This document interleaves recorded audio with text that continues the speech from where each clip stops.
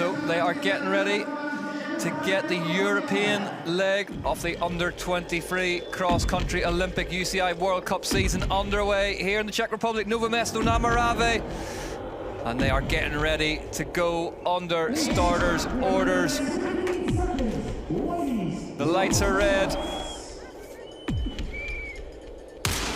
And they go green for go here in Nové Město na Moravě. Under-23 UCI World Cup racing underway here at one of the great theatres of off-road racing, the Vysočina Arena. As they head out onto the start loop, I am joined in the commentary booth by Ollie Beckinsale. Ollie, it's been a hectic enough start to the day, hasn't it? Elite's first, this unusual business. Yeah, unbelievable. I think it's so fantastic, though, to the under-23 racers just experienced two of the best mountain bike races we've seen at Nové Město, and they're going to take the scene next and try and better it. Yeah, and there's some big names in here as well. Interestingly, one of the only riders capable of stopping Isabella Holmgren was her sister, Eva Holmgren. Yep. And I'm going to go out on a sort of semi-fact-checked limb here and say that they're the first two siblings to stand first and second on a UCI cross-country World Cup podium. Annie last night had a brief chat about this morning, and the only thing we could come up with were the Flukigers, and I don't think they ever did first and second. I think they got second and third in the Worlds, Flukinger brothers. Yeah, we thought that as well. And then I know the Holmgrens, I'm pretty sure they were first and second at Junior Worlds, but I don't think that was a World Cup. You see. So please write in if that's the thing people still do now, and let us know if we're wrong about that. But absolutely unbelievable results, and just whatever the Holmgren family are doing, it's working. But Isabella so far just steadier start and probably a little bit too far back. You know, I mean, the risk is you drift too far back down this field like she is now, and the risk is, you know, the further back you go, the more chance there is of a crash or banging bars. Olivia Onesti now, the French national champion, and someone that we've discussed a few times this season. We don't really feel like we've seen the best of yet in 2025. Onesti had that sort of poison chalice of being one of the season favourites, with some of the big names moving up into elites around her, and she's stayed in this class. But yeah, see if she can go better today. Compared to her high standard, Onesti underperformed at the first two races. We expected her to come up. She was last year the best of the rest compared to Kira Baum and Isabella Holmgren, and Kira Baum successfully now going up into the elite category. And you think of Onesti, and especially if, I say, Isabella Holmgren successfully mixing up road and mountain bike. She got her first professional win on the road last week as well. And you think of Onesti then, if she can just pick up the points, the overall is probably a really good aim for her, not necessarily winning every individual round, but... Yep, you can see the little Trek jersey there of Eva Holmgren, first of all, and then second up, Isabella. Yeah, it's Carla Hahn, KMC Ridley mountain bike team, just taking the lead. So start loop to fin things out at this first European UCI World Cup cross-country race of the season. Yeah, and the racers doing this start loop almost a half lap, so they do the reverse of the finish line. First climb, and then they join this long climb up halfway around the lap, and now they're into their last descent, or the penultimate descent, sorry, of the lap. So a kind of 5-6 minute start lap, and then we're into the laps proper.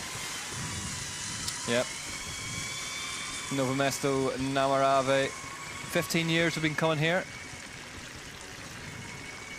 Yeah, 2011, first World Cup here in Nové Město. And it kept the sport alive during the pandemic season as well, didn't it? This was the only place we came. This was the World Cup season in effect.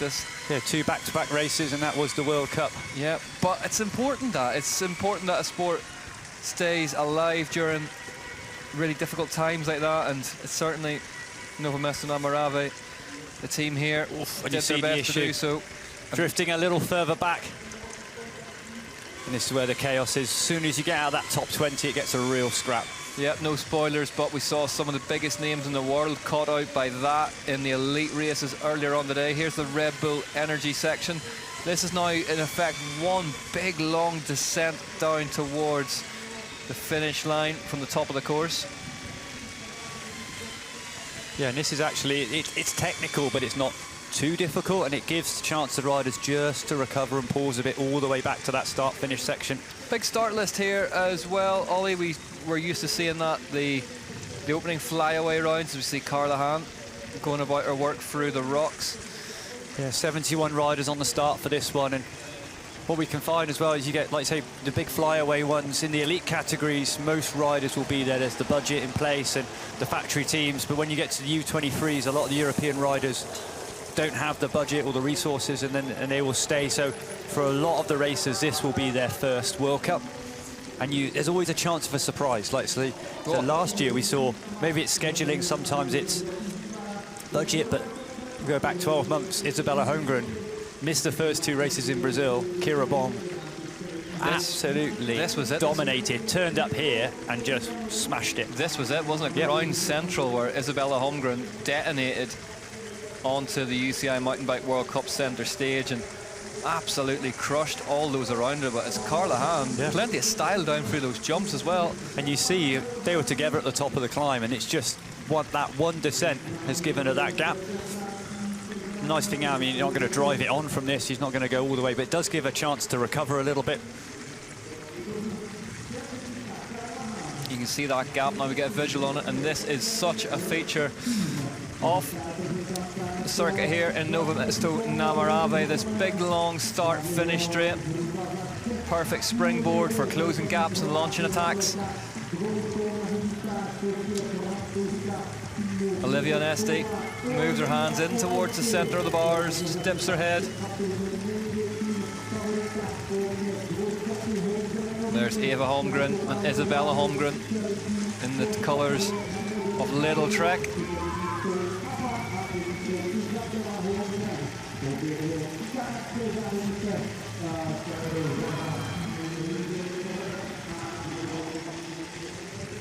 Carla Hahn leads the way then, ahead of Olivia Nesti. Take a lap in through the tech feed zone before heading out onto the full lap proper. As we are joined in the commentary booth by TV's Emma Stewart. Emma Stewart out on field reporting duties for us today and amongst the elite races. How was that for you? It was good, actually. It was definitely very new for me. I've never done any sort of reporting or commentary, so really throwing myself in the deep end, but enjoying it. It was some great races out there from both the boys and the girls field, and honestly it was chaos to watch. I didn't even know what sort of questions to ask because there's just so many different points to talk about. Yeah, it was fast and frenetic in the elite races today, as it tends to be here in Nové Město na Moravě. We are seeing some clouds out there at the minute, Ollie, as well. Things just cooling down, pretty much perfect though. Yeah, it's amazing racing condition. They've got dry course, the routes have got, relatively speaking, good grip, temperature's good, and I think no one wants a wet Nové Město. It's so hardcore and it's like that. Yep, you can see Nesti just in behind Carla Hahn here as well. So we saw this from Carla in Brazil. A lot of the time she was out the front, really giving it full gas. So yeah, she goes off fast. And technically really good. Because one of the riders, and when I was watching, I always go out on a Thursday, Friday, watch the guys do recce laps. And Nesti, what's happened there? Was she having a gel or something? Trying to eat something and just turned hard left as opposed to hard right? She was going on the start loop again, I think. Right, okay, that's less than ideal. But plenty of racetrack ahead of her to aim for now. Really unusual there, whatever happened to Nesti. As we see that Schiebler out front. No, excuse me. Monica Holte. Yeah, European champ on Thomas Maxson. And Isabella Holmgren heading towards the front now. This is ominous for everyone else. Here we go. Emma, what are you seeing here? Yeah, looks like she's trying to do something with her bib short there. She was trying to tuck a gel wrapper or something up inside it maybe, and then just... She went for a gel, went to put up her shorts, and then was going on the start loop again. And because there's that rule about discarding, it's a fine, right? It's an interesting point, that. Yeah, Ollie, is that... explain that one for us. What was that, sorry? The discarding rubbish out on Yeah, courses. you get big trouble for that. Okay, so she was trying to do the right thing there, but just knocked her slightly off course. So there will be designated zones, I'm guessing, Emma, around the course where they can get rid of that sort of the packaging from gels and wrappers and bottles. But this is one of the things, Isabella, last year we saw it amazing on the climbs, but technically she was always a little bit slower, struggled a little bit, and she's worked so hard. And when we turned up at Arasha, which is, I'd say, a more technical circuit than this, and really big features, big jumps, absolutely nailing it, every A-line, working hard, I think, at home, but also with Oscar Size, the Trek skills coach. And it was one of the things where, at the end of last year, especially, I think it was Mont Saint Anne struggled technically there and crashed quite heavily. And obviously regrouped in the winter, smashed it on the tech stuff, has come back a bigger, you know, more of a complete package.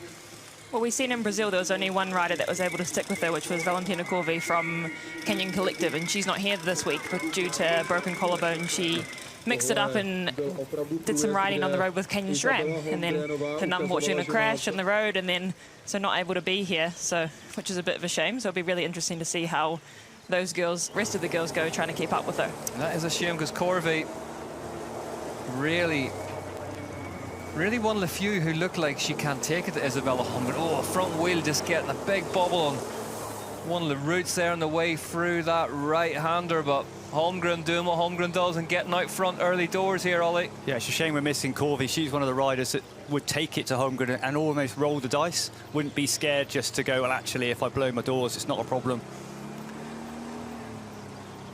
As we see, a little Trek rider. Another right, Ella McLean-Howell as well, 19th, had another good short track, always does a good short track, and first two races in Brazil, good results, but again, at the 15th at the moment, so bad first start lap. Isabella Holmgren out front then, ahead of Monique Halter. Behind her, Ella MacPhee. And then the two Americans behind them again. This is the Whoop Wall, one of the hardest, it's a better angle off it there, one of the most horrible climbs, if not the most horrible climb in cross-country mountain biking.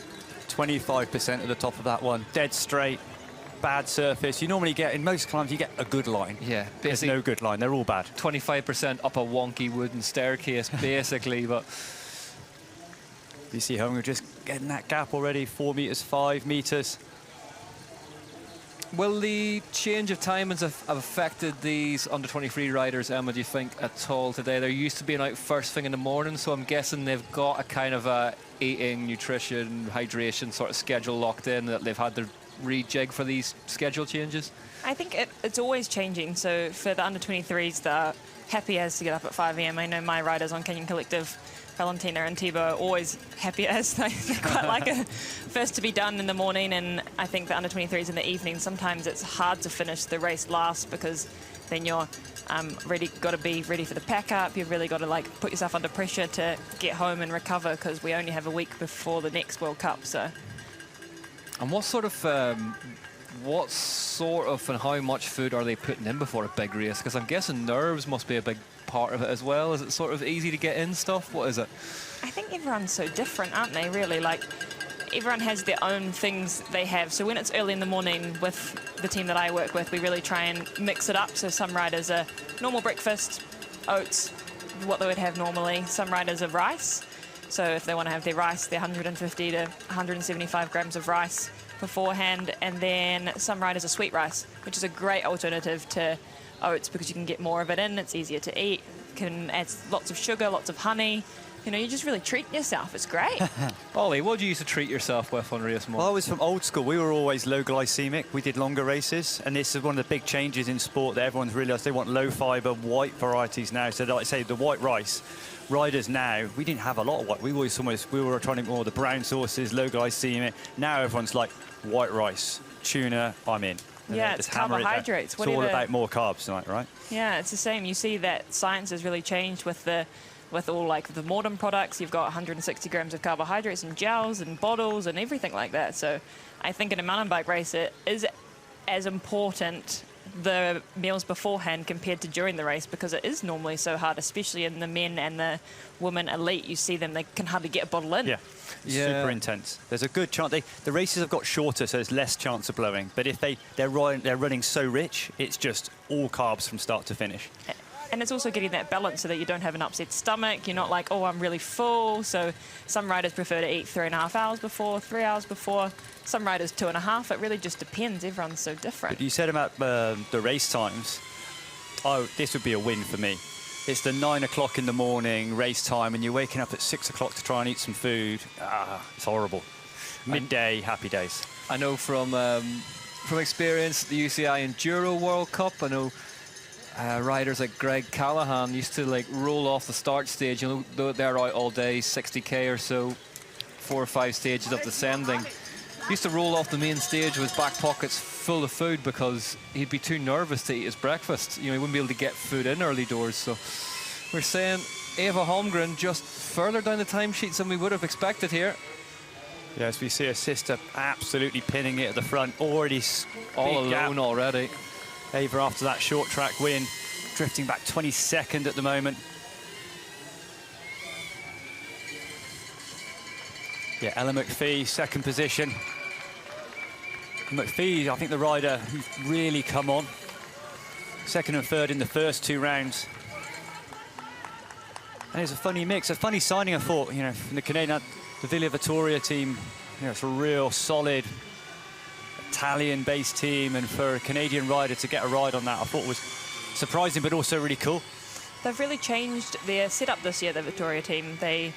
What team did they purchase recently? Or they moved out of? Is that correct or not? Maybe I don't know. No, okay, I'm mistaken. Excuse me there.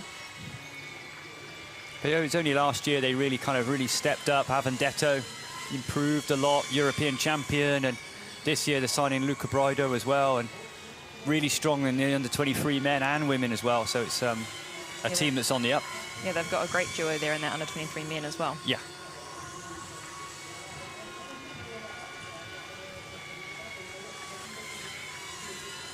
Isabella McLean-Howell now up to 9th position for the Brit, 37 seconds, so recovering after that start. And it's Olivia Ines, who we saw in that first lap, going slightly off course. 12th position now, 40 seconds behind. Isabella Holmgren goes down in the rock section. Huge crash for the UCI World Champion. And here comes Ella MacPhee in second place now to take over the lead of the race. Ollie, talk us through this one. Yeah, this is coming in, back end of this one. There's a big rock jump. There's a little section here, and she just goes wobbling. Oh, that's the crash. You do a collarbone in. Here's hoping she hasn't. There is a little bit of a gap between where that marshal is now. There's a gap between the 2 biggest rock features, so hopefully she just landed on that kind of more asphalty area rather than on the rocks, and she's up. She's down holding that arm. That is not what you want to see from the UCI World Champion. Big impact. Isabella Holmgren down and out of this race here in Nové Město na Moravě. The medics on their way, looking at that elbow a lot, maybe just that's clicked in and out. Doesn't look like she can bend it. With these big rock features, you know, on that big rock garden, when it goes wrong real quick. And you go offline, there's always normally one good line, but on the side of that, big old rock drops. Honestly, it was not very nice to see at all. But she's up. That's hopefully she's, you know, up, not necessarily in one piece, but is up and about. Isabella Holmgren, so up, moving under her own steam, but yeah, never nice to see, and just goes to show you cannot take your eyes off this course in Nové Město for 1 second. Ella MacPhee leads the way now from Monique Halter and Fiona Schibler. What do we think goes through the heads of the riders that have seen Isabella fall down, and what do they think? It's a huge one, but also, as ever in mountain bike racing, that's a podium spot that's just opened up, if not a win that's potentially opened up, Ollie. Yeah, 100%. I think a rider like Isabella is so dominant, and you just not negative. You probably go into the race. She's been so dominant so far that you'd really be thinking probably these riders will be going, right, I'm fighting for second or third today. Without being negative, you'd have to be realistic. And then all of a sudden, they're now on for a win. I mean, we've seen it throughout the history of the sport. It sounds, you know, it sounds sort of, you know, like you've a lack of empathy to say, but it is. That's how brutal it is, and it's especially in the downhill side. We see of it. If one of the big names is injured, that's a spot on the podium that's opened up. So there she is. Looks to be swinging that arm by her side, not too badly. Not doing that collarbone broke whenever you just hold your arm the whole time, because you know that's what you need to do, Emma. So maybe some positive signs there from Isabella Holmgren. Yeah, it's always good to see her up and walking and up and moving. She obviously didn't look that great on the ground, in a lot of pain, but I think when you have your team around you and have them back there, it gives you that bit of, okay, I'm okay, I've got the right people around me, I know what's going on now. Sorry.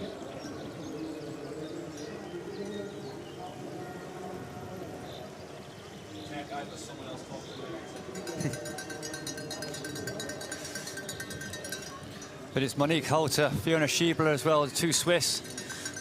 Thomas Maxim and BMC, Billier as well, and Vida Lopez just coming back on as well, 47th on the number board. Why do we see more of like the USA racing in the under-23 field? So we've got a Trinity racer rider in the USA colours instead of Trinity. Why is that? I'm guessing it's to do with the investment that's arrived into USA cycling, and we see a replay. Oh, one of the riders going down in the Czechia steps.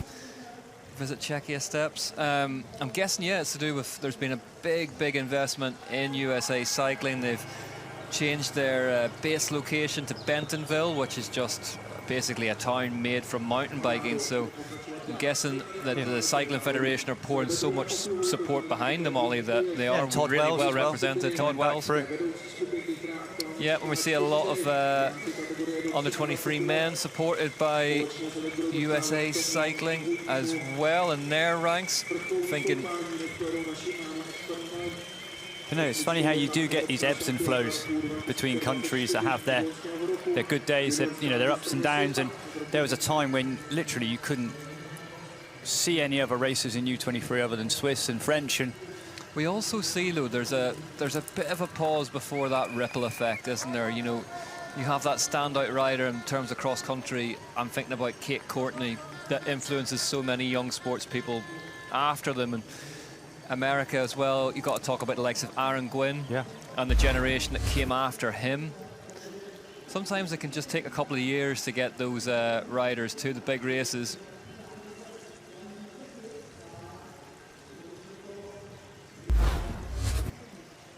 As we rejoin the front, it's Monique Halter, the reigning European Continental Champion, who leads them. But Vida Lopez de San Roman, a rider from the USA, heading across in fourth at the minute to this lead group. Yeah, and Lopez as well, starting deep back, 47th in the grid. So the fact she managed to work through for this front group, you know, only 2 laps, and she managed to get back to the front. So she had some great races early in the season. We've seen that she wasn't in Brazil with her normal team, Trinity Racing. So it'd be really cool to see how she goes, because it would have been great to see how she went against Isabella and Valentina, because in the pre-season races, she was up there with Valentina. I think she thinks she beat Valentina in the Bagnoles race or another race along the line. Yeah, Monique Halter finished last season extremely strong, 13th in Mont Saint Anne. If you get 13th at a wet Mont Saint Anne, you can pretty much do whatever you want on a push bike.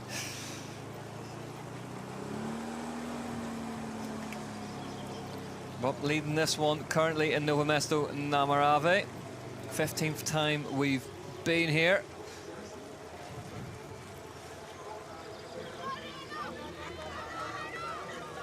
yeah, and Monique Halter as well, European champion, wearing those Continental stars on the front, and that race last year really tough. Yep, absolutely brutal. I think it was as tough to commentate on for you, wasn't it? You couldn't see anything, the rain was that bad. Freezing cold, mud. Within 1 lap, you couldn't see a single number board. It was I remember you telling me, yes. But I'm glad I was sat in a studio in London, sweating. One of those ones where I really didn't wish I was there. Ella MacPhee retaking the lead of the race up the whoop wall. What we've noticed this year has been really cool is the amount of factory riders within the U23s. I think it's extending down now, and we talked about it in Brazil, about the need to have ranking points to qualify your factory team. It's great to see. It's a big positive for the sport. I think we see it a lot in the UCI Downhill World Cup as well, where you have junior men, junior women racing under the banners of some of the biggest squads in the pits, and also more than anything else, guaranteeing the future of the sport. You know, they're around the big names day in, day out, and just learning their craft, learning how to be a professional.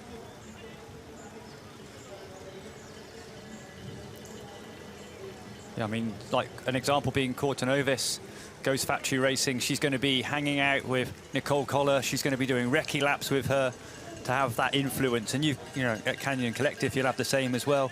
Yeah, I think it makes such a big difference. I think having those, I guess, big factory teams and them signing under 23 riders, it really brings that depth up. And you see it with Isabella and Trek Factory Racing. Yeah. She's out there riding with Evie and the likes of that. So it's really cool to see that development. And I think the biggest thing coming up from an under 23 ranks is you're just there to learn as well. Yeah. You know, it's not, I don't want to say it's not the be all and end all, because that's not correct. Under 23 racing is so important, but when they move into their elite ranks, to have as much as experience as they can with having that from a factory team or some big teams, it's really cool to see. Do you get much of an inside seat for a lot of that, being in a team every day and just seeing young riders sort of learn to integrate around the system and the pros? Yeah, I think you definitely see an insight. I think there's obviously so many nuances around it, depending on who the person is and how much they want to learn and how open they are to having conversations with bigger riders or a lot of that sort of stuff. But I think half the battle sometimes is that you move into a big factory team and you're working with your idols. You know, Valentina's just come into our team and we've got Jenny in our team, and Jenny's a massive name, and it's a little bit intimidating having Jenny there, and you want to learn as much as possible from her because she's got so much to give. So yeah, it's really cool. I think it works the other way as well. When you've got older established riders, and they can start to lose the fun of the sport a little bit, and having some new young riders, they can ride on the course, they can hang out with them a little bit. It adds a bit of a younger dynamic or fun dynamic, and it's sometimes quite nice in the latter end of your career that you can feel like you're helping somebody out. Yeah, and for sure. Putting some knowledge down, you kind of feel like you've got another use, and I think it's really important. Oh, they've all got so much to give as well in so many different ways, so it's really cool to see. What is the prognosis, do you know, then on Corby? When do you think we're likely to see her back? It's going to be that's a long one, isn't it? I really hope she's not listening right now, because she'd be like, Emma. Honestly, I think it's one of those ones. Collarbone is really hard to tell how long it will take, especially coming back into mountain bike. I think we would love to see her in the next round in Leo Gang, but you just never really know. I think a big goal for her is we've got Valdisol coming up, being Italian, being back with at a home race would be great, but as we know, coming back from an injury, it's little by little, isn't it? And it's one of those injuries, Ollie, isn't it? Collarbones, it's one of two things. It's either you're back quite quickly or it takes a while. You just point it to your head. Yeah, touch wood. Mentioned the collarbones, mate. But it's, no, I mean, it can vary as well. You can get a break that they can repair pretty quick, and one that actually is a bit dodgy and they need to just leave it alone and put a bit more natural healing.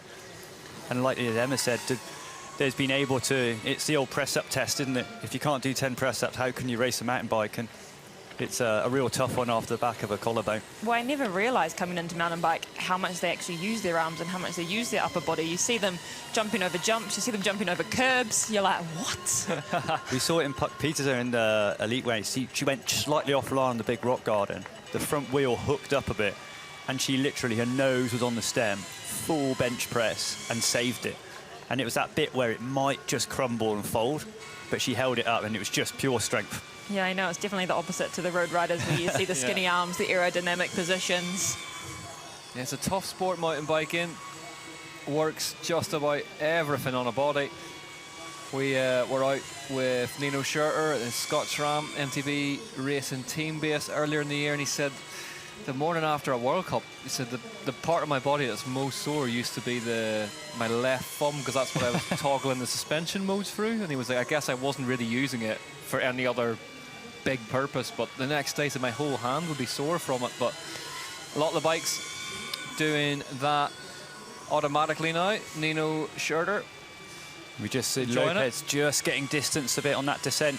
Just struggling, you know, super strong on the climb, but just getting distance a little bit on the descent. It's Kortanovis who's closing back on 27 seconds now. Ellen McLean, Howell's 6th, 35 seconds. As he just come into that rock garden that took out Isabella Holmgren. Yeah, Ellen McPhee leading this one ahead of Schiebler and Halter. But top 4, Lopez included in that as well. 26 seconds to the good ahead of Kortanovis.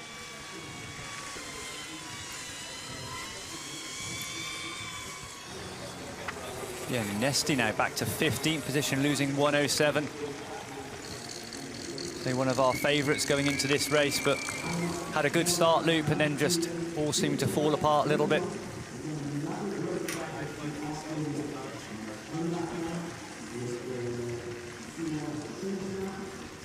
Another rider coming through as well from Lexvere.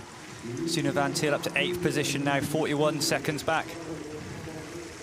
McPhee still leads them on that Willier Vittoria factory team that had a fire earlier this week in the pit. A new food truck caught up in flames. How much of a difference do we think something like that makes? Obviously, they've lost their food truck. I was going to hypothesize if I only knew a professional chef that was in Teams Catering. How would it affect you? What were you up to? What were you up to between the hours of? Yeah, I think it would. I think the biggest thing for us, we have lunch in the paddocks, so it really makes a big difference that the athletes don't have to go back to the accommodation. We're able to be lenient around training times. Leading into racing, we have training times from 9 a.m. to 3 p.m. different for men, different for women, different for all training. Everyone really mixes it up. So I think for them, not having that and the riders having to go back to the Airbnb, or let's say they're in a hotel, I don't know where they're staying. So they could be back to hotel dinners. They don't have specifics. They don't have specific times. They might have to... Apart from anything else, it's a massive stress point, isn't it? That's a vehicle written off. And I cannot understand how they didn't lose more in that fire. The damage that was done to the side of the pit, Ollie, it was pretty substantial. Such a shame, isn't it? Because they've got another round in a week's time, so having to set up again and really work back from that. Specialised factory racing as well. Had that problem with their truck. They went in to get a clutch replaced, drove it out, and then got told quite quickly, no, you're going to need a new engine for that. So they're here sort of out of tents and stuff. Didn't do him any harm. Didn't seem to slow him down too much, yeah. I mean, I guess if you've got the backing of a company the size of Specialised, you can mend and make do quite quickly. Here's your top 4 as it stands in. Ellen McPhee, Schiebler, Halter and Lopez.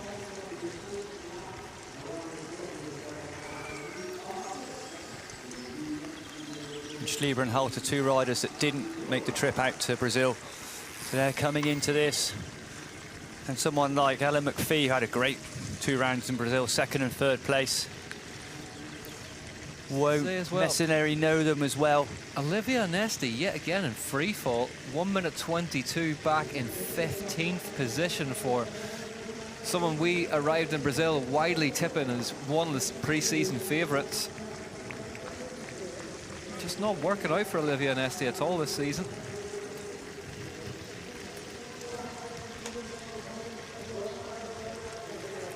You see Vida Lopez as well on that Trinity team.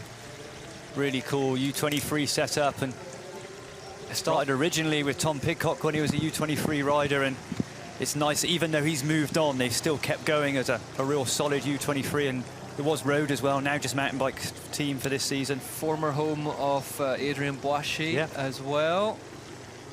And also Martin Verdade. Yeah, that's accurate. And Blevins and in the past as well. And Blevins. They got some... Yeah, I know. They've got some great riders coming through. They've actually got a really cool squad. They've got a new manager this year, Jess, and she's doing such a great job with all of them, so it's really cool to see, actually.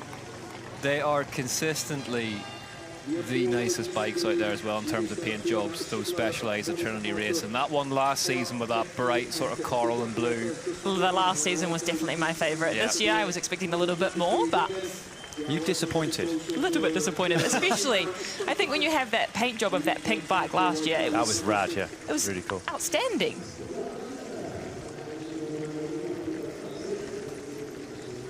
Yeah, Cam Mason as well. Seem to, yeah, the list goes on of these riders. Yeah, there's so many riders who have gone through the Trinity program, which is really cool. And I think it's cool that they were able to keep on the mountain bike circuit. They obviously have stepped away from the road, but really cool to still have that under 23 development to bring people through, and they've seen that they can do it. So there we go. You can see the damage done by that crash on the Czechia steps on the knee of the Colombian rider. Only a couple of Antipodean riders in this race as well. One Australian, one Kiwi.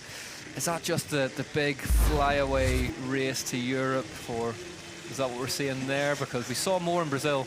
I think, yeah, it's such a long distance to make, and also when you come from the other side of the world, you really have to think about that transition of, okay, we've got a race this weekend, then we've got a week off, and then we've got another race, and then we've got another week off, and then we've got another race. So, you know, you're spending, what's that, 6 weeks and 5 weeks in Europe back to back, which is obviously, one, a big cost, and yeah, pretty crazy. Just seeing Shiva as well, so fast down that descent and Really good. gapping everyone, and Vida Lopez as well, really just a bit hesitant and a bit slower, and the gap's starting to appear now. And that's the thing, we talked about it a bit during the elite race, didn't we? That ultimately the thing that everyone loves about Nové Město na Moravě is that it's a bike rider's course, and there is a groove that you can get into here that is not necessarily attacking individual sections quickly, Ollie. It's you just fall into a nice tranquil place as a bike rider, and you can just tick them off, as you like to say. Yeah, I think when it's dry like today, it's nicely technical. Everything's rollable. It's a safer circuit, and you can just roll. It's a nice lap. You have a start finish where you can chill and you can get a bowl on and relax a little bit, and then you're into these 4 climbs. This is obviously the hardest of the climbs, but you can tick it all off and get into, like I say, a nice little zone. They're short as well, aren't they, the climbs? It's 100%. short suffering, which, I mean, you know, everything's relative. Ollie, you've just said that it's a safe circuit. I don't know about that. Oh, you'll get used to this. I'm In the sorry. dry. Safe in the dry. Yeah, okay, it's dry today, but look how many crashes we've Yeah, already this seen. is true. Listen, Emma, you'll get used to this about him. He used the word relax earlier on for the start and finish straight, so. I think it's in comparison to Arasha, I think probably in my brain. So Oh, if look, where we go to next, Leogang. Leogang, That right. is a track that it feels like you've been climbing for half an hour to arrive back at the start and finish straight again. How much do we think that start-finish straight really affects the race, having that long period of time to really come back? Especially now in this under-23 race, we've got a group of 5 and we're coming up this big wall, but then they're going to come back. Do you think they'll come back together? No. I think this front 2 are going to pull clear now. We have seen it, though, the middle part of a race throughout, I mean, many races, not just this year in Nové Město na Moravě. It is long enough where there is a group dynamic that sort of takes over. They all get together, they sit up, they have a wee look around, they have a drink, but I think these 2 may just have enough horsepower to get away here. Saying that, Lopez looks like she's pushing the gear to get back across to them. I think really important for Lopez. She's just really strong on the climbs, but just struggling a little bit on the descent. So really important that as you can see, she needs to make contact and get back on before the descent. She's just run out of road. Is this when I said it was safe? This is, yeah. This bit. You know Probably. what? Commentator's curse, right? Yeah, exactly. I was waiting for somebody to shoot off into the undergrowth as soon as he used the word safe, but you can just That see. safe circuit as well that broke my hip. That's that it. one. Yeah, that one. Yeah, basically ended your racing career. That famously safe part of Czech Republic. You can see just how much effort goes into those descents and how much of the impact's absorbed by the body as well, not just the suspension. But it's those sections, you know, we got the single track through the woods, which there's so many routes, they're just everywhere. Big, horrible routes, all 45-degree angles, and when it's wet, every one of those can take you out. So difficult to ride. But you can't avoid the routes either. You've got to ride them, you've got to ride through big clumps of them.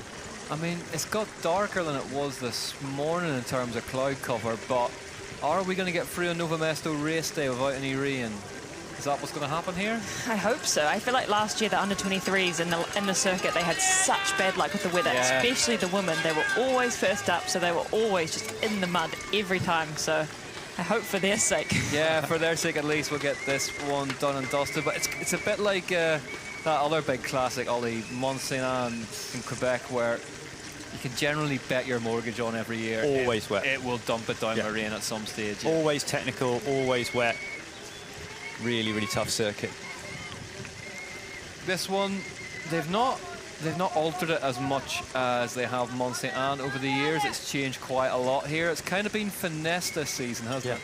They've made the main thing is on the climbs. It was super technical and really, really steep sections. Ella MacPhee in the lead then. Fiona Schiebler in second place. Then it's Lopez 4 seconds off the lead. 9 seconds back is Monique Holter. Ellen McLean-Hoyle from the UK in 8th position behind Elena Benoit and Makina Kellerman. Sarah Corton-Novus is 5th for Ghost Factory Racing. But the spread of times certainly a lot wider than we've seen across the top 10, barring those performances from Isabella Holmgren, of course. A minute or so. 2 line options down through this descent. And we will bring you an update on Isabella Holmgren, should we get one. The reigning UCI world champion down and out in amongst the rocks early in this race, just as she was beginning to build a lead. It's a real holding her elbow as well, but seemed to be getting back to her feet and moving under her own.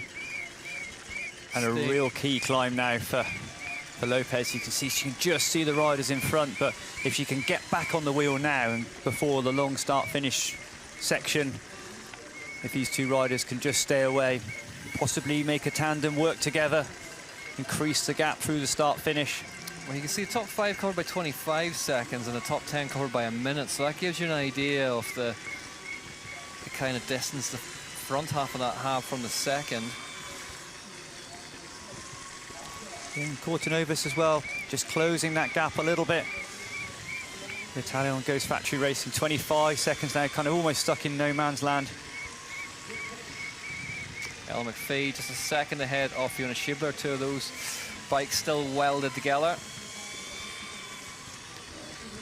Going back to the travel and all that sort of stuff, Rick, what do we think about Ella MacPhee? So she's just signed with Willia, and do we think that we would be able to make the assumption that she's going to be doing this block in Italy? You'd have to think so, yeah. If they've gone and got her over for it, I think that we'll be likely to see her across the races this season, MacPhee. And I mean, you can't race too much at this age, Ollie, can you, really, in terms of experience? I think it's a big commitment coming to, I guess when you were coming racing and coming to Europe, you were here for the duration. You'd stay here for the whole season. Yeah, you had to. Like, I guess Canada's not quite as far away, but it's still, what, 10, 12 hours flight? Still a long way away, yeah. Still a long way away, and to be doing that every week is, one, not feasible, and 2, not very good for performance. Yeah, and cost. You know, it's an expensive trip, and I think for those riders to come over, and I mean, it's an amazing experience, but if they can just immerse themselves in it, get a flat somewhere. I mean, you see these little centres pop up, don't you? Whereas Blevin said they're going to Lake Garda. Girona is obviously a really famous one. Yeah, Girona's a massive one, that's for sure. And then you get a little pocket, so you're not having to, it's still useful to learn the language, but you've got so many people that are all English speaking that you can train with, ride with, hang out with. Yeah, all helps, doesn't it? Yeah, we'll see Ella MacPhee throughout this season, and just as well with the team's changes and the points, and the regulations, she's valuable to them. Yeah. She can earn points, you know. Young Mathieu van der Poel fan, I'm guessing there. Or a Sam Gaze fan, fairness to him. Or a Puck Peterson. Or a Puck Peterson fan. An Alpecin de Koenig fan, I could have said really at the top of that, but without giving too much away as to what happened in the elite races earlier on today. And they're all back together. Yep, front 4, all back together. So that ready to go. That finish straight really does make such a big difference. They're able to all kind of climb their way back up, and yeah, 22 seconds back. Corton-Novus in 5th at the last split. So let's see if she can make inroads, because it goes 2 ways, that straight. You can make time and lose time on it, as we see 3 of the top 4 heading into the tech feed zone. Yeah, it's amazing how a big start-finish area, in the same, I mean, the extreme version was in the first 2 races in Brazil, which is huge. How it just changes the dynamic of the race, and it means that no one wants to take it on at the front, and it enables these groups to come back. We saw a huge group in the men's. We saw Candice Lill getting continually dropped, but coming back on using this fast flat section. Yeah, every time. It's also a headwind, would I be correct? Yes. On that uphill. So I guess using that draft, using that bit of skill. Yep, as we see the front group of 4, and I can tell you now, Nova's taking 2 seconds out, 20 seconds back. The Italian, big rock form at the bottom of that hill there for the riders. Swing left onto this asphalt climb and head back towards the forest. But you see even just in that one section that Fiona Schiebler, she's the fastest in the technical sections today, and out of this group of 4, Ida Lowe is just a little bit slow, and even in that one bit, the gap just appeared between them, and then it stretches back again. The riders keep having to close back up. Monique Coulter just at the back of this group now. Has that kind of Yolanda Neff style almost smile on her face when she's racing. Smile stroke grimace. Smile stroke grimace, yeah. So the lap times for these under-23 women, almost a minute slower than those of the elite riders who were out earlier on today. Track will have degraded slightly, but it stayed dry since then, so pretty stable base marker.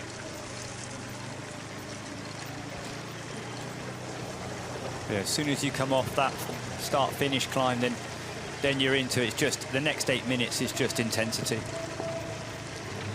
And there is Eva Holmgren. So the winner of the short track race yesterday, 22nd currently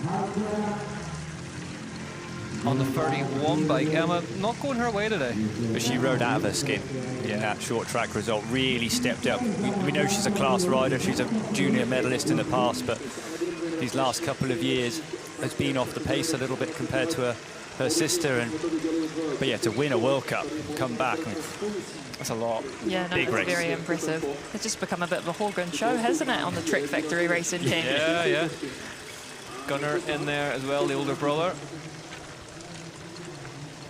for Trek Factory Racing Pirelli. And we also have their sister on the circuit as well as the Alpecin-König Swanee. Yeah. There's another one. Yeah. Yeah. The Flying Holmgrens. Did the older sister? She didn't have a racing career, as far as I'm. Honestly, I'm not the one to ask. I'm sorry. No, we had to do some quick family studying last year. I think that's the big thing. So much family studying. It happened in this booth, didn't it? The panic Googling of who these Holmgrens were and how they were winning everything. No, it's so cool to see. You wonder what their parents are thinking, or how much. Great for them being able to come. Parents are racers, big-time racers. Makes sense. I bet they're really enjoying being able to come and just watch the mountain bike racing, watch their daughters and their son. It must be such. We talked about the flyaway aspect of racing, and it's one thing to do it where you live, but this is the world stage, and it's a more serious thing, isn't it? And to have that validated with those wins, absolutely huge for the Holmgren family. MacPhee leading the way here for Willie Vittoria factory team. Fiona Schiebler, Lopez, Holter. It would be a good reward for that Willie outfit after the fire and the hardships that's brought this week if they get a win today. They had a win in the under-23 short track as well, didn't they, with the boys? You are bang on, they did, yeah. A win and also a third, would I be correct in saying? I'm going to say you are, yeah. So yeah, and they had a win also in Brazil for the boys, so very cool to see. They are a really big up-and-coming team, especially in that under-23 ranks and also in the elite. And also as well, seeing them, it looks like a tight team. You know, you see them, everyone practicing together, team looks sharp, but the big thing is the camaraderie. When you see a team all wrecking together, I've got a lot of time for that. I like seeing that. We stayed in the same hotel as them in Brazil, and it was really nice to get to know them and see their squad. I think they operate as true professionals, which is really cool to see. And sometimes I think an Italian squadron can be known as very relaxed and very tranquilo, but they don't seem to be at their really high performance and really operating at that top level. And what a squad for Ella MacPhee to join, the first factory team. And you're saying the professional aspects to it. She's straight in U23 and at the front of this race. And as well, you know, a completely foreign in every sense team for her. Yeah. You know, Samara Maxwell, great case in point, joining what was Rock Rider Ford, now Decathlon Ford, and just immersed in an almost completely French team with Sylvia Blanc. Well, she's in the process of doing all of her French exams at the moment this weekend. She was saying to me that she's in the process of doing a French exam. She did one the day before the press conference. She's got one after this. And I'm like, how does your brain work? I am so glad I'm in French awe. exams do no longer feature in my life, but yeah, but sometimes that can be the, you know, completely throw yourself in, total immersion, and it's obviously working for Ella MacPhee is for Samara Maxwell. Well, when I interview her, I have to ask her something in Italian. Yeah, looks like she's starting to turn the screw and stretch them out a little bit here at the front, MacPhee. Bit of deja vu from that last lap. MacPhee looking the strongest. Yeah, your top 10 then: MacPhee, Schiebler, Halter, Lopez, Cortinovas, Kellerman, Benoit, McLean, Hoyle, Embacher and Van Thiel. And Cortinovas, she's been holding that gap in the 20 seconds now for the last 2 laps, and I think if one of these riders blows and drops off a bit, Cortinovas is there to take them.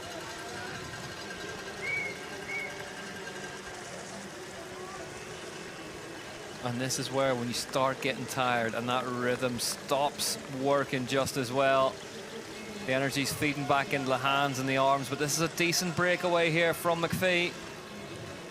We saw in the elite and also in the, well, both elite races, that the race was a lot longer than they expected. Yeah. Is that the same, going to be the same for the under 23? Yeah, we're going to be into 112, 115. Yeah, it was long races for both the elites, wasn't it? How much of a difference do we think that makes for these young and up-and-coming riders? I think it, definitely the feeding we talked about before, about the nutrition. You know, if it's down at an hour, you can kind of forget the drinks, the gels a little bit. But I think once you get into 115, 120, there is a chance you can blow. Yeah, for sure. They'll be really making sure they get those bottles and those gels in. And we saw the, no spoilers, but the elite men's race, that last lap, that front group were on their knee. I've never seen guys just literally doing whatever they needed to do to get the pedals round. Yeah. Normally, although they're getting dropped, they still look like they've got control. They were broken. Here we're going to see what we're going to see up through this Shimano rock climb. El McLean, Hoyle. Yep, somebody just having to step off. Yeah, nasty little section. They've made it a little bit easier than it previously was, almost before it was unrideable even by the front elites, and just filled in some of the gaps with some smaller rocks, just made the edges a little softer. Yeah, that was Alice Hoskins from the USA. Just having to dismount their machine. But this is a good climb for Lopez. She can normally, on this one, she pulls the gap back quite significantly. We saw her last time, she almost got back on the wheels. You see a slow motion shot off your leader, Ella MacPhee, down through the Roby rock section.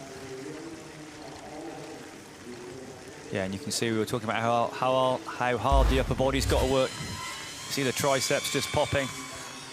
I was actually just looking at her jersey. Can you guys explain that to me? So she is a continental African champ, just to mix it up a little bit for you. Yeah. I was wondering, I was like, I don't want to ask, but also I'd love to know. The first time I saw it was last year when Hafley was rocking it. Didn't That's right. Yeah, and I was like, this is cool. What's this one all about? Yeah. Continental. Didn't Anton Cooper have it one season as well? It's not even going to ask that question. I'm going to take that one back. I'm sure he had it for some reason, yeah. That reason presumably being that he won the race, but... We see Lopez, well, again, so close to getting back on the wheel. It'd be interesting to see again whether these front two push hard on that start-finish into the headwind or whether they just back off. Goes tight inside that tree up top as well. Yeah, dodgy section, that one. Yeah. Big old roots, and that one coming over just on that edge. It's a proper sniper route. It's a great little section to ride this. So down through the roots, and then this hard right. But just one of those horrible little bits, Ollie, where you can see the riders ahead of you just starting to get away. I mean, especially, I mean, even more so on that, the Woot Wall climb, you can almost see a minute in front of you up there. And when you first come around the corner and you see the long climb up in front of you and you can see the riders, you get this kind of boost of morale, thinking they're not that far ahead. And then you just seem to take forever to get to that top corner. There is the rock section that did for Isabella Holmgren early in this race. So the UCI World Champion down and out of this one. Crashed in those rocks we just saw in the last shot and emerged holding her elbow. So we're hoping all is all right there. She was moving under her own steam and with the medics, so if we do get an update, we will bring it to you here at the third round of the UCI Cross Country Olympic World Cup in 2025. Under 23 women. Bit of a swap around on the schedules today here in the Czech Republic. Elite's got us underway this morning and a couple of under 23 races this afternoon as Lopez working her way through those double jumps. And if it comes down to a sprint between these two, this climb, just they come off here, about 10, 12 seconds, pretty steep on the way up before it crests, and then you're into a headwind, and then it's a really long start-finish straight. MacPhee can't shake Schiebler, which is not easy to say. Second place at the minute. She's hanging in there, Ollie. Yeah, doing a good ride. We see MacPhee as well, just tucking in, trying to get a little bit more aerodynamic in this section. And yeah, Schlieber doing a good ride, really fast on the tech stuff. She's just doing that Candice Lille thing, isn't she, of just marking the rider in front as well, Emma? Yeah, she really is. It's pretty cool. Just see in the background as well, Kortanovis. She sat there at 24, 25 seconds for the last 3 laps. Can't quite close the gap, but she's just running at exactly the same speed. 1 minute 32 seconds covering the top 10 now. Let's have a quick run through them. MacPhee, Schiebler, Lopez, Halter, Kortanovis, Van Thiel, Benoit, McLean, Howell, Mbacher and Kellerman.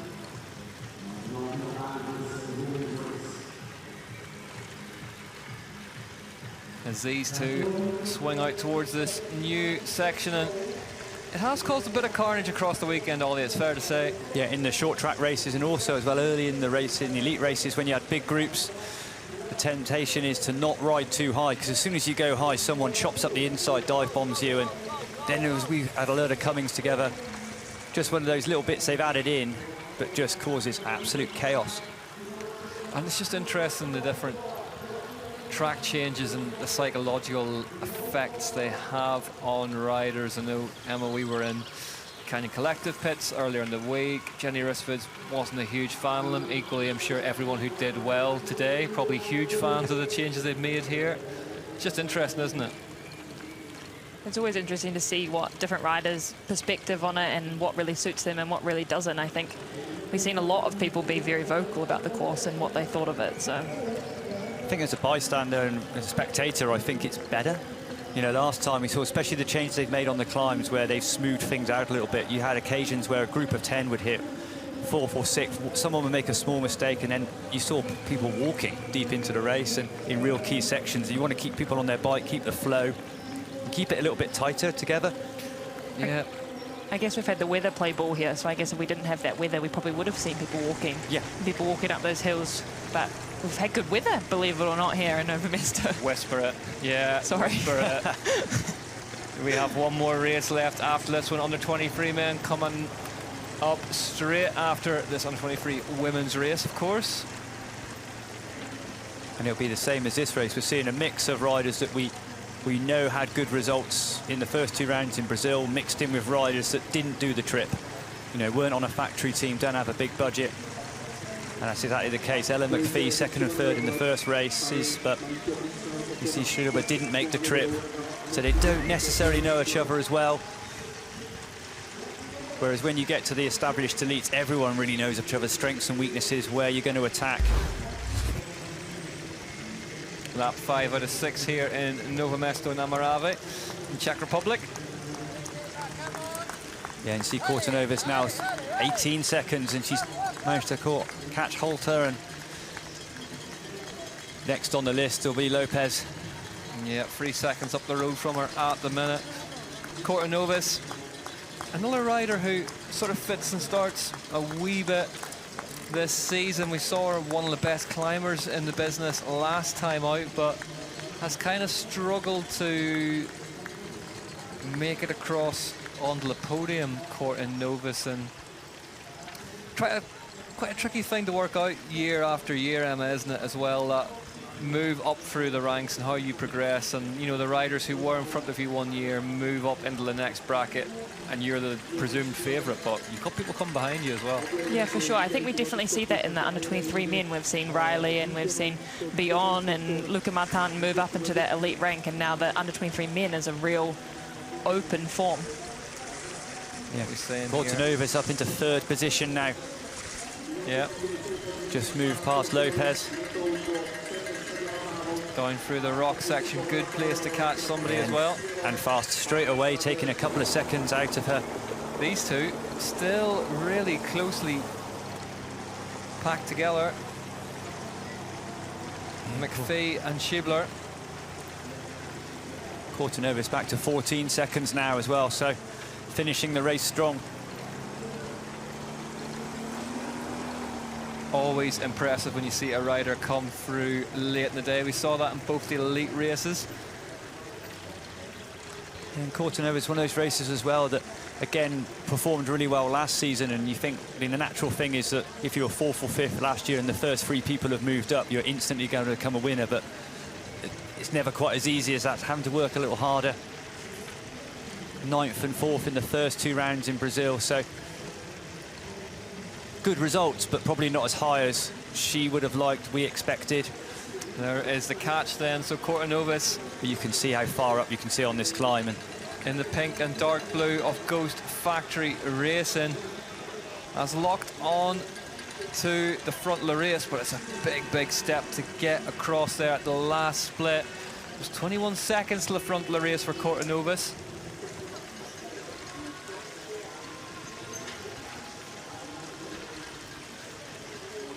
yeah, they still haven't been split on that climb. The front 2 just locked together. And they're quite even as well. Normally you see slight differences on the descents, but MacPhee and Schreiber are really evenly matched today. Yep, very little to tear these two apart. Emma, an ongoing source of debate in this commentary booth is between Ollie and I on the colour scheme of that Willier. Blue and silver. You get the deciding vote. Yeah, I'll not tell you who's for it and who's against it. I think I quite like it. Yeah, there you go, Emma. Welcome aboard. Ollie, I'm sorry, mate, you've been outvoted. Different coloured parts of your bike. Ridiculous. These young people with their bright bikes. I'm sure they'd let you rattle can it if you bought one. What happened to raw carbon, huh? He is sitting there with his It's arms personality, crossed. Ollie. I should say. Personality. We don't want personality in this sport. That's absolutely broken me. Need factory robots, come on. We want emotionless automaton robots out front, just ticking off sector after sector. On black bikes. What was your favourite bike you ever had?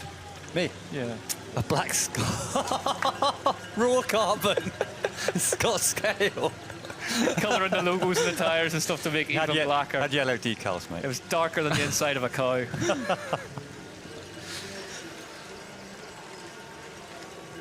What was Emma's favourite bike? Ooh. I'm a bit of a Cannondale girl personally myself. Oh, okay. The little Cannondale road bike that I really liked. To be honest, I'm not going to lie to you, but I've not ridden much of the mountain bike. I think I had my first mountain bike was one that I used to ride, a 26-inch. Nice. But since then, I haven't done much. I think Cannondale have got one of the strongest logos in mountain biking. That old logo they brought back in a couple of years ago. What was your favourite car and bike for it? Dying for you to ask me that. What colour is your current bike? Do you know what? My current bike is black. Ah! It's got a bit of glitter in it though. Oh, yeah. Because I'm a fancy horse. Yeah,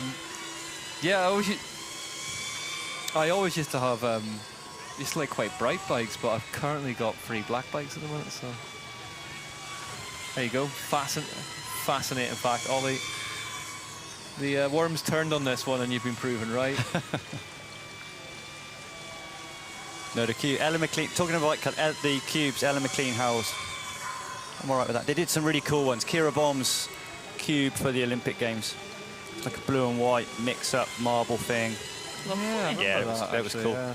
It is quite cool that all of the bikes bring out all different special editions for the Olympic Games and also sometimes the World Champs. Yeah. Favourite, Luca Brido's blue Santa Cruz Blur for the Games. That Colour, personality, Ollie. that was a bike. And just like the way that bike arrived in your mind and your hand went there and you went, favourite. I wanted that bike. Well, we do have a bit of news on the UCI World Champion, Isabella Holmgren. Apparently, she is largely okay. She's back at the team truck where she is undergoing treatment and assessment under concussion protocols, and they're optimistic that the initial signs are pretty good. So here's hoping that we'll see her back in action in Leogang. Ella MacPhee currently leads ahead of Schiebler and Cortinovis. 21 seconds back off the lead. So Cortinovis moving backwards a wee bit whilst we were deep in the fascinating conversation of bike colour. But Lopez as well, what's happening? Cortinovis didn't just catch her, went straight past her. Yep. Lopez now 4th, 34 seconds. Halter, 39 seconds. I do like this Trinity bike though. That's good, I'm glad. It's a lovely one. Yeah. Do you know what was a good bike as well in terms of black bikes? Do you remember Steve Pete's 90, I want to say 98 Lobo that had the black boxer lowers on it as well? I mean, I strayed into downhill bikes there, which I know is verboten in this particular branch of the sport, but that was a good black bike.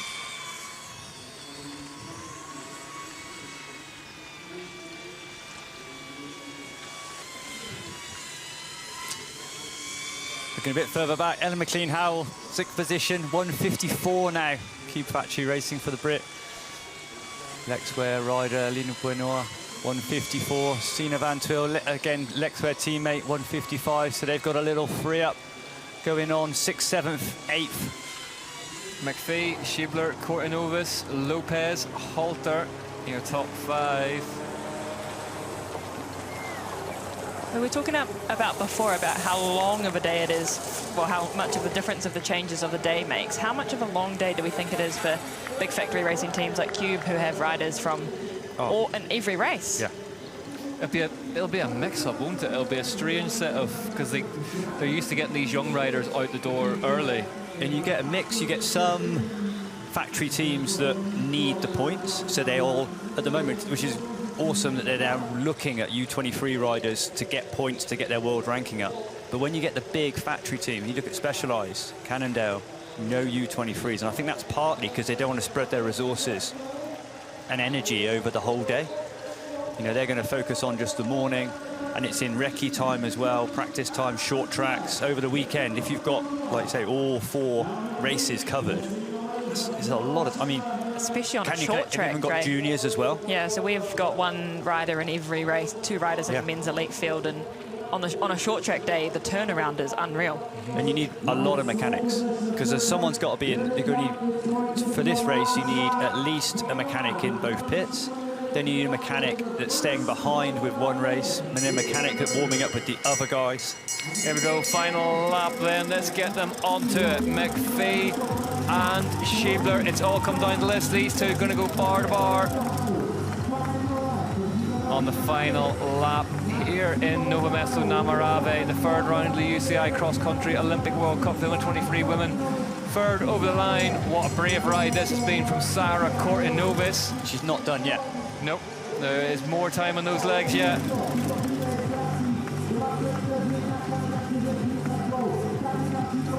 Behind them, Lopez crosses the line just ahead of Halter. But the winner looking likely to come from one of these two riders. MacPhee, Schiebler.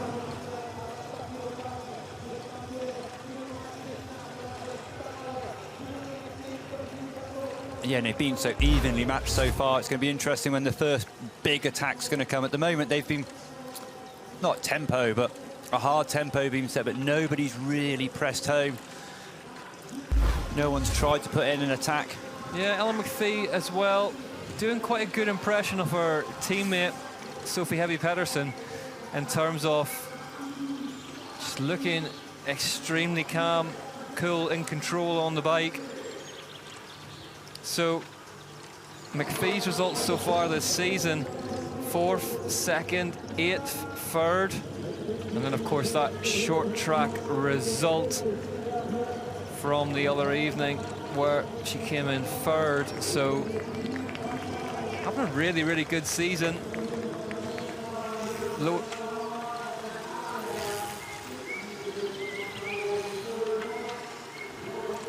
I think a key climb, the hardest climb of this race, up that Woot wall. And I think if you're going to test, if you come down to a 2-up race, as we see Schreiber now hitting the front. She was pretty happy for a while to follow MacPhee, but now just gone to the front. She's going to press on this climb, and this one's a bit more of a rolling one up to the top before the big rock drop down. I should say as well. And then you've got the wall. I should say as well, Emma Stewart has left us. She has got actual grown-up jobs to do, as opposed to sit here and talk to us about colours of bikes. She's off to get some interviews conducted. She's going to have another couple on the way here as these two going toe-to-toe. Who's your money on here, Ollie? MacPhee. It's hard to bet against her. But we have seen throughout today, these races can turn on a sixpence. Whether it's mechanical or pilot error, cross-country mountain biking can bite you very, very quickly. But both MacPhee and Schreiber, the way they've ridden this race, made that front group. And you look at their lap times: 12:08, 12:19, 24, 12:18, and then 12:19. We just saw the leader on clip and off and running, and she managed to do so in front of the rider behind her, forcing her off the bike as well. MacPhee and Schiebler, Ollie, talk us through it. Just coming into this one, you see the rear wheel and MacPhee spin a little bit, but this is the advantage about leading in these technical sections. If you make a mistake, you hold the other rider up, whereas if you're behind, the next rider's gone. At least they've got a 21 got away with that one gap. Yeah. Cortinovis, yeah, too far back to really take advantage of that, the Italian, but I had just said that these races can turn very, very quickly. Cortinovis looks like a bit of impetus behind her now. She knows that there was a mistake in there. Both riders will be happy with that one, dropping through the most technical section through the big rocks. MacPhee pushing on.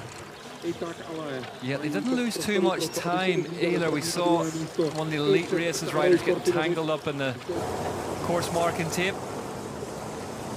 These two under 23s managing to avoid that, but I tell you what, that looks to have woken MacPhee up.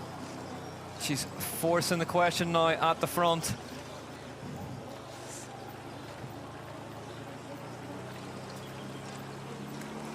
They get a little bit of recovery now, and as they kind of under the Woot banner, and then the toughest climb of the circuit, and this is when you want to be able to break the other rider.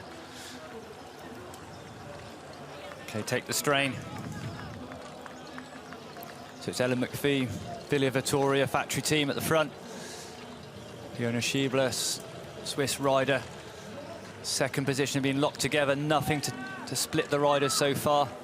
Sarah Cortinovis goes factory, sitting here in third. You can see the riders up in front, but that's a 16-second gap. That shot doing the wall absolutely no justice whatsoever. This is a very deceiving angle that we always see here every year, where it looks like that rider in third is right with them, but That's maybe a better perspective on it there to give you an idea. Lopez still battling on in fourth. Good race from her, though. Slipping back into the clutches of Halter and Benoit behind her. Oh, and you see Cortinova's just fretting to stall the bike there in amongst the roots. A bit of fatigue just kicking in. The mistakes start to happen. Everything's on fire at this stage, isn't it? Yeah, we saw Ellen MacPhee on that.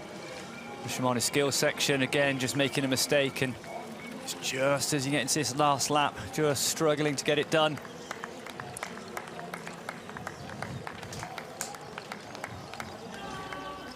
Oh, and this looks like an attack now from MacPhee. Schiebler struggling to stay with her. She's roared on from the sidelines. MacPhee now. 3 seconds, 4 seconds. This is going the wrong way if you're Fiona Schiebler. If you're Ellen MacPhee, you are one step closer to your debut UCI World Cup win. Let's head fast, single track descent now. Little bit of chance for, well, some sort of recovery. Yep. Over the rock drop. Everything on fire at this stage. Lactic acid coming out of your ears. There's Sarah Cortinovis, the rider, in third at the moment, 24 seconds back off the lead of MacPhee. Good ride from Cortinovis though today. She's had to come through some traffic. So there we go, MacPhee drops down here, hits the forest road. 100 metres of flat, and then they're going to turn the corner. Then we've got the longest climb. Forest track all the way up to the second tech feed zone. But here at least you can get out the saddle. It's a bit more grip and you can use some body weight. MacPhee, Schiebler, Cortinovis, Lopez, your top four, as they have been for some time now here at Nové Město na Moravě. But this is going to be a hot lap, and you see as soon as MacPhee and Schiebler started to really go for the win, the gaps behind them just exploding now. I mean, Ellen McLean-Howell doing a great race in 8th, but 2:20 back now. 8th place, 2:20 back. I mean, that's Holmgren levels of separation. The gap just going out a little bit more. And just as we were congratulating ourselves on having got through a full day here in Nové Město na Moravě without any rain, Emma reporting in from the start-finish line. There are a few drops about down there. So, under-23 men's race might be about to get a bit spicy. Spicier, I should say. First European race of their season. Massive start list, so it will be high octane from the start. MacPhee has broken Schiebler here, 12 seconds now. Back to the Swiss rider, behind the Canadian. Apparently, mechanics running around, changing wheels and tyres down there at the bottom. Ahead of the under-23 men's race, so more rain must be predicted then, Ollie, if they're going to that extent, because it's bone dry out there at the minute. They must know something we don't. As we watch MacPhee down the Visit Czechia stairs. They probably know lots that we don't, to be fair. Okay, last climb. Yeah, you can see it now. It is raining quite heavily down at the start-finish area of the Vysočina Arena.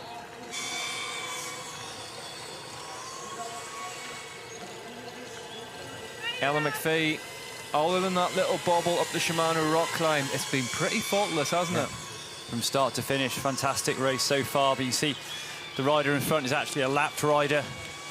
MacPhee here on her own. 13-second gap now to Schiebler. Hard to know as well if she would have had to beaten of Isabella Holmgren today, but you can only race what's in front of you. And again, it's a technical sport. You know, it's that's the whole part of it. Yeah, Holmgren, we have a lovely little flick of the bike there to keep it online from MacPhee. Yeah, we have heard Isabella Holmgren. The prognosis is looking pretty positive. She's up and about back at the team truck and is undergoing concussion protocol, but other than that seems to be okay, so good news for the UCI World Champion. But it was a horrible crash, wasn't it? Unlucky but lucky. Yeah, if you crash in a rock garden, and it was in this section, this second one, just as we're seeing the drone, and this one here, and there's some big lumpy stuff to land on, and thankfully managed to land, I think, between the middle of those two rock sections. There's some stuff as if almost designed to catch a front wheel. But here we go, Ella MacPhee now.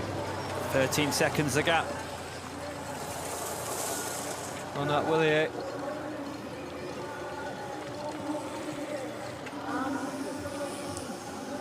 MacPhee, maybe not the Canadian we expected to be top of the sheets, certainly not the Canadian surname we expected to be at the top of the sheets, but a superb ride nevertheless from one of the most talented young up-and-comers in this sport. Ella MacPhee for Willie Vittoria. Yes, stands on the pedals, job nearly done, Ollie. Class race, MacPhee as well, and I think it's fantastic to see Willie Vittoria get a win, and it just shows the investment in U23 women's racing and men's racing as well, and class act.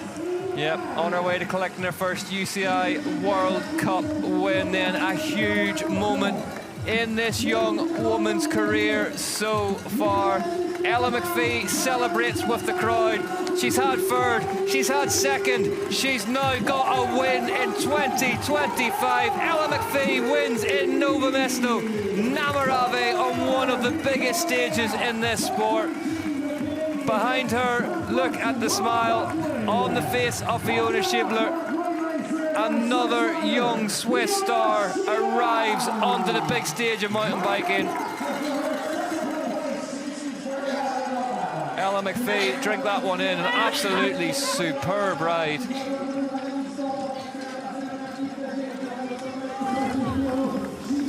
Huge smile on the face as well from Sarah Cortinovis. Cortinovis, that's her best race of the year. Look at the number board, 21 on the board. 9th, 4th, now 3rd. Cortinovis for Ghost Factory Racing, big reward for them as well. Behind them there's a sprint finish, and it's Lopez who pips Halter to the line. They both impressed as well. Yeah, really took it on, made that front group.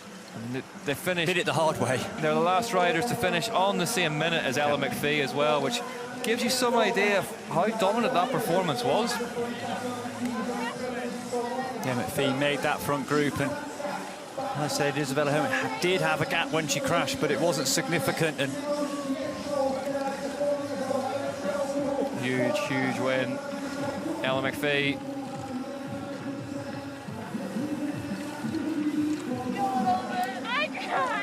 I just want I just won a World Cup there. Catherine Pendrell, who understands how that feeling feels. Great to see Catherine here this weekend as well. Had a very brief catch up with her. 12 wins, World Cup wins. Yeah. Yeah, if you're going to have a mentor and a coach, Catherine Pendrell is probably about as good as it gets. Pendrell, one of those riders who really pushed the technical side of women's racing forward. She was that good. Now working with young Canadian riders. Next up across the line, Sina Van Thiel for Germany on the number 14 bike behind her. It's going to be Benoit versus McLean Hoyle. Benoit just losing out to McLean Hoyle across the line. Then Katrine Embacher in 9th. But here's your winner. And I'd imagine Ollie as well, on the cusp of a big win like that, one of the things you're really learning is composure on that last lap, and just not starting to celebrate, not starting to sort of let it into your mind. The focus and concentration you need at the back end. You're into over an hour of racing, and on those route sections, not to make a mistake. You're just trying to get it done, ticking off the sections. But yeah, great ride by MacPhee.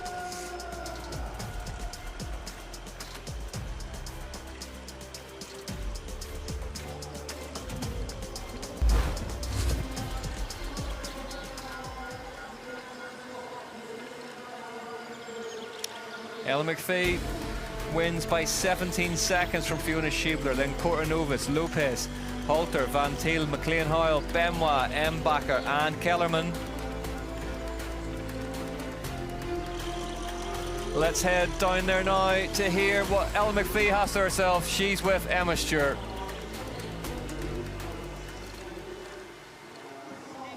Ella, you've had second, you've had third, and now you've got first. How does it feel?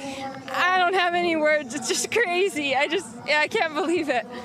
How much does that change your race, having an unfortunate event like Isabella crashing? How much does that affect your race? Yeah, I actually didn't know that Bella was out until I came through the feed, and so I don't know what happened, and I'm really sorry for her, and it's too bad to see her out, and I hope she's okay. Well, we're very glad to see you out there and on the top set of the podium. Congratulations. Thank you so much. When we go, Ella MacPhee wasn't aware of that crash of Isabella Holmgren early in the race. We did wonder if she'd know about it, didn't we, Ollie? Yeah, and that just shows the focus. In a rock garden, you're just focusing on getting through in your line, just slightly to the side as a world champion. Just come off and not even noticed, just shows the focus and concentration. And it's an interesting thing, isn't it? We've seen it in downhill with Lloyd Bruni getting information mid-race run. I mean, these are very young riders. You don't want to bombard them with information, but look at the times. Lap 6, Ella MacPhee, 12:04. Schiebler got lap 1 and lap 4. But that's a well-ridden race. You see the laps all super close in time, and then to bang out that killer last lap. Unbelievable stuff here, but unbelievable ride from Fiona Schiebler. She is down there now with Emma.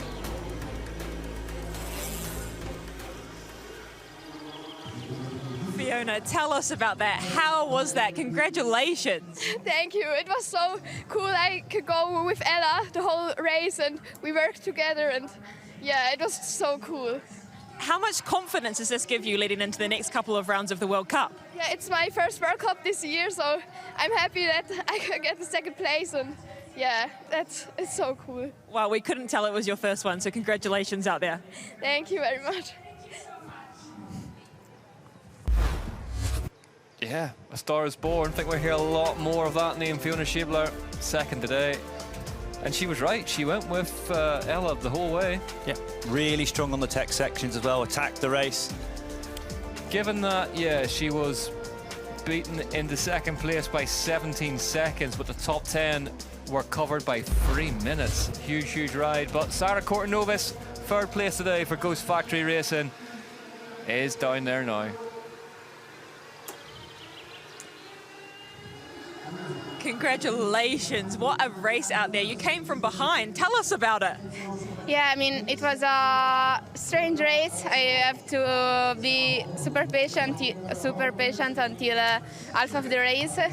And then, yeah, I kept my pace all the race long, and I catch the podium doing my pace, so it was all about being patient. Oh, well, we're glad that patience paid off. Congratulations. Thank you so much. Sarah Kortenovas boxed clever, stayed patient, kept awake, and was rewarded with third place.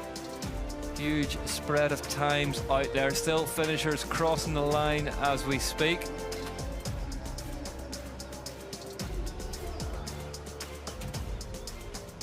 So again, the top 10 covered by 3 minutes 10 seconds. Big spread of times.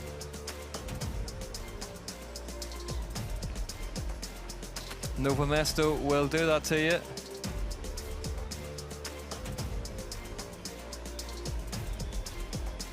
So we did have some rain at the start-finish line. Looks to have eased off to not too bad at all at the minute. Just looking out the window.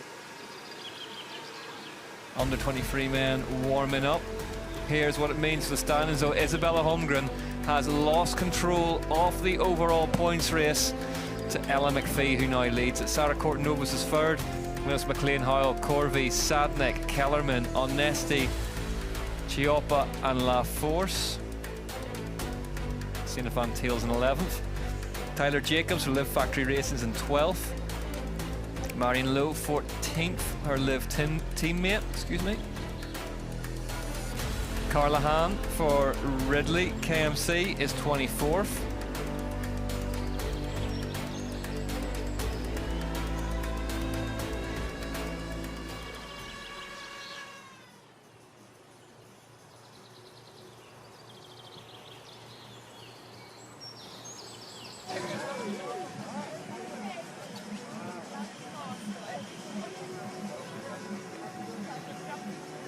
First and second place, battling to stay warm down there.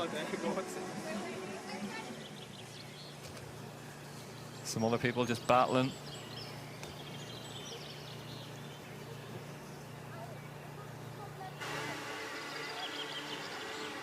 I got her! I was like crying. I was like, oh my god, kid, I'm so happy for you. Canadians celebrating the emergence of a new star. Wind picking up now here in the Vysočina Arena. One more race left today, but not before we get the under-23 women's podiums done and dusted. Sarah Cortinovis, young Italian up there.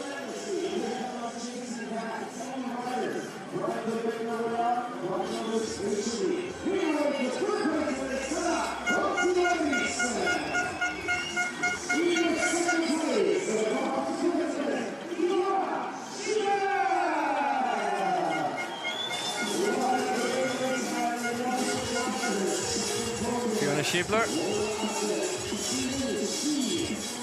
taking no chances, helmet on the podium.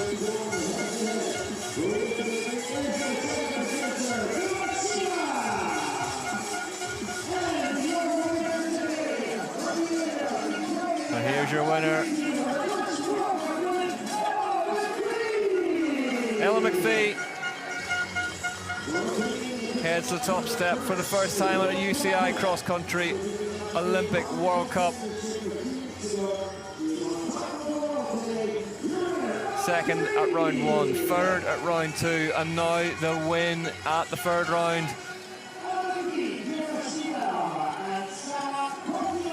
And she will now take the red and white jersey off the UCI World Cup overall points leader.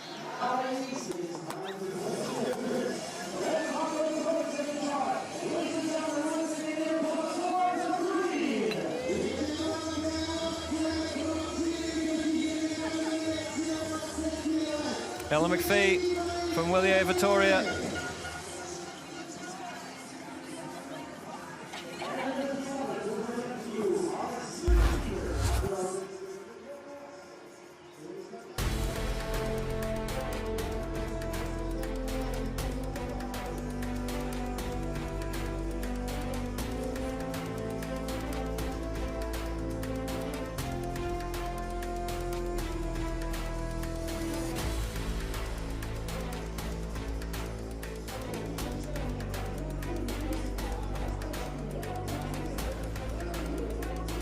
Champagne flies in the Město na Moravě for the penultimate time today.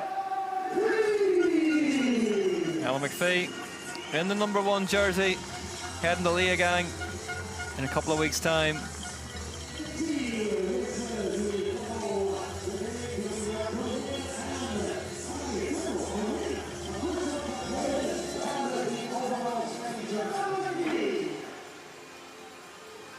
Next up then, men's under-23 action coming to you directly from Nové Město na Moravě. They're warming up down there. One more race to go on cross country's biggest day here in Nové Město na Moravě. We hope you enjoyed that one as much as we did. Stay where you are.